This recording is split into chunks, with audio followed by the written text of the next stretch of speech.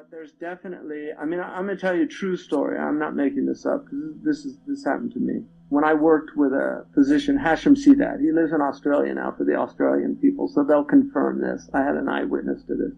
But I worked with him in his office. He was a physician, and there was a man who came in, and he seemed perfectly normal guy, but he was convinced that his wife was having a relationship with some invisible creature.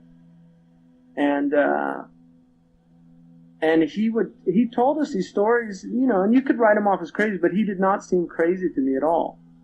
Now, and he would wake up in the middle of the night and there was something happening. And he just felt the presence. And now, that same physician, we had another lady who was actually told us she was having a relationship with an unseen, and the reason she came is that he would come to her in the night, and they would have physical intimacy, and she would have this huge rash when that would happen. That's why she was coming. But she told us in all, that was her story. So that's consistent with what's in the books that people do. And there's books at Borders and Barnes & Noble. You can go to these bookstores about how to have relations with spirits, how to invoke them, and what they'll come and what you'll feel and what you'll experience. I'm not making this stuff up. So there's people out there teaching people how to do that. Now, the ulama differ about whether or not they do agree that jinn can have intimacy with humans, but whether or not there's an offspring, I mean, Imam Malik did not accept that. Imam Shafi'i did. So, Imam Malik just thought, even from Bab Sadd al-Baraya', that it would open up a big door of fasad, because they could claim they were married to jinn and things like that. But in the Shafi'i madhab, al-aqd bayn al-insi wal-jinni can actually occur. Mm-hmm. I mean, there's definitely relationships, but again, a lot of the things that we're given in Islam are to protect us from jinn. There's no doubt about that. And one of the most important protections from jinn is cleanliness, hygiene.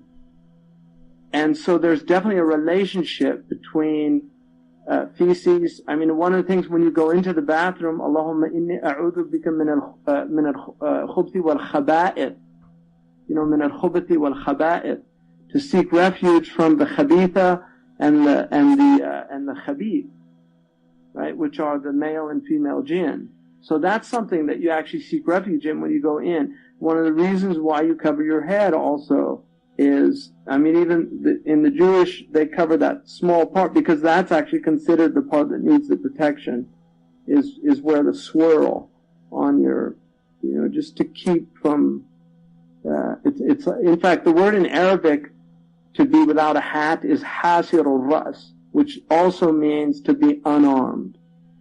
To be unarmed. And most religious traditions have a very strong encouragement for people to cover their heads, male and female. So males are encouraged. It's not an obligation, but they're encouraged to wear something on their head. Historically, people have always covered their heads. Even the sun, just from that aspect of it. But there is a protection in keeping the head covered. There's a protection in keeping yourself clean. Feces, a lot of crime scenes and things like that. People, when they go to these psychopaths to their homes and stuff, they're filthy. They're covered and often feces and urine, and so there's definitely a relationship between that mental illness and the jinn. And obviously, people get opened up to unseen worlds. I mean, I mentioned a book by Van Doren called The Presence of Unseen Worlds.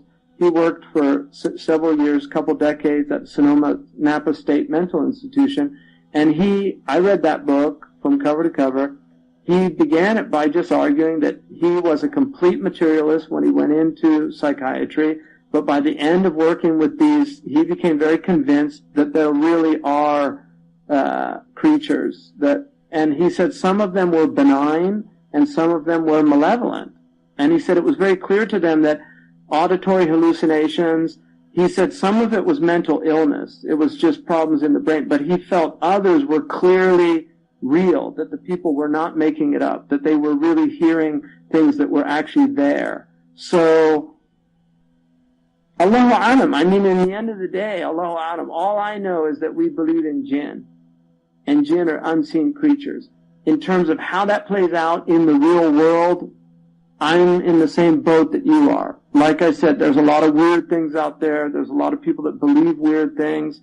I think a lot of it is, explainable. I would argue that if you have people with mental illness, I would go to try to treat it medically before I'd go to an exorcist or something like that, because a lot of hallucinations can be stopped by certain drugs that are very effective at doing it. So, and people that have mental illnesses, now we can treat a lot of those illnesses with drugs. On the other hand, I think some mental illnesses definitely, there's something more going than meets the eye, and Allah knows best. Mm-hmm.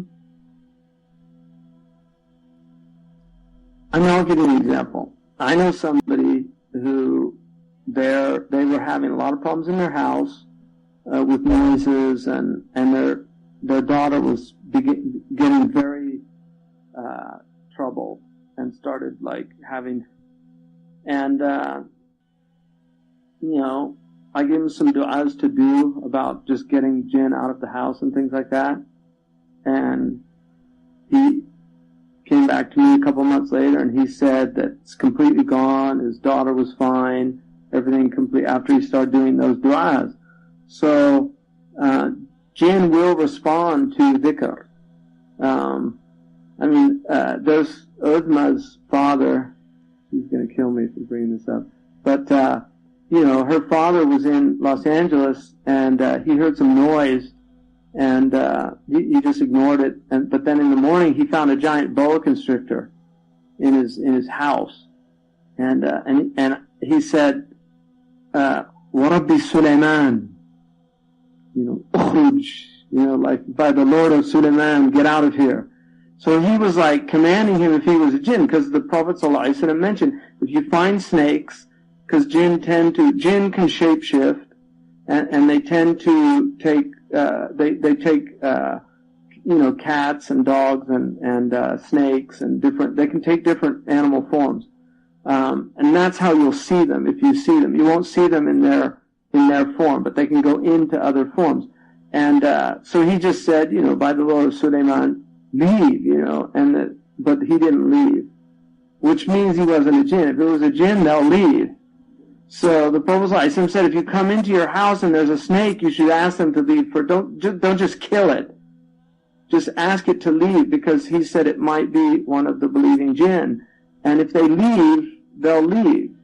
And just let them leave. And if they don't and they're harmful, then you can kill them. You have permission to kill them. So, what's that?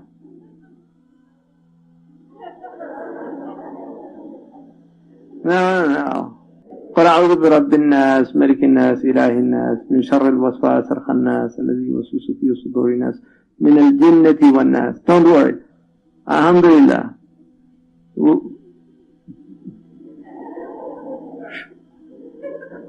They're gone. I just got rid of them.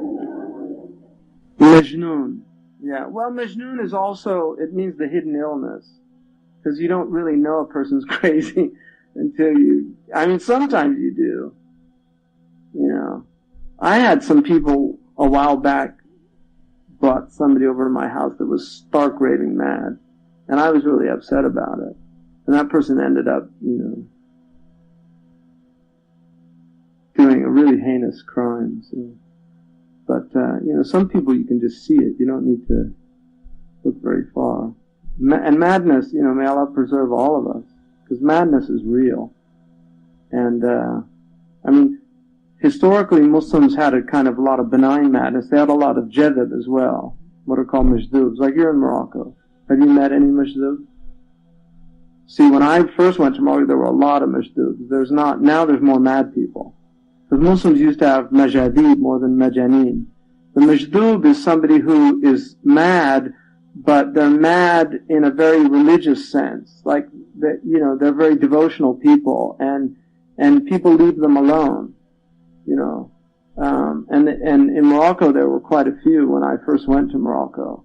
They're very interesting. I mean, you don't want to spend too much time with them because there's a lot very powerful. Mad people have very strong presence. You know, it's very dark, and you don't want to get into that. People that work with mad people, if you've worked in, you know, it's a very taxing job. It's a very hard job to be around mad people. I mean, even being around neurotic people, you know, people that aren't well. And in our culture, in our planet today, most people aren't well. There's a lot of imbalance on the planet, just humans. They're not well. They're not doing well. The human project is not going well. You know, so there's a lot of problems with people. And there's a lot of good people out there, but there are a lot of people that are really suffering. A lot of suffering out there.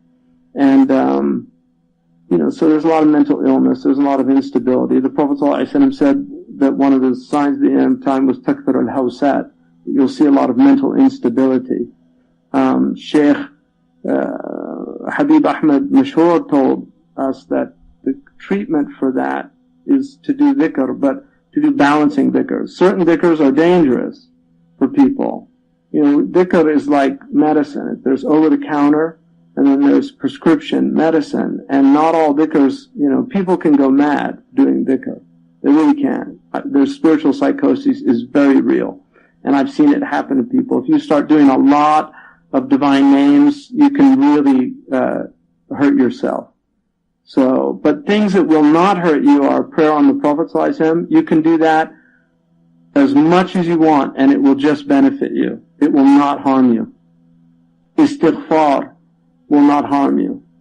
La ilaha illallah is, you know, if you do a lot of it, you can get some pretty intense experiences, but it's not harmful. But if you do certain divine names, they can be very, you know, dangerous to do on your own.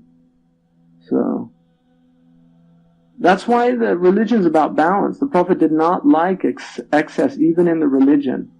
He did not like people to do too much, because you can really lose your balance in doing too much devotional practice. You don't want to do too little. You want to find that balance. And that balance depends on you also. It depends on your environment. To do a lot of dhikr in southern Morocco is not a real problem. If you start doing a lot of dhikr in southern Chicago, you might get into some serious trouble. You know, because of the types of environments that you're living in. One culture supports your dhikr and the other is actually antagonistic to it. So it can create the kind of cognitive dissonance that really can be problematic for people. Anyway, it's a big topic.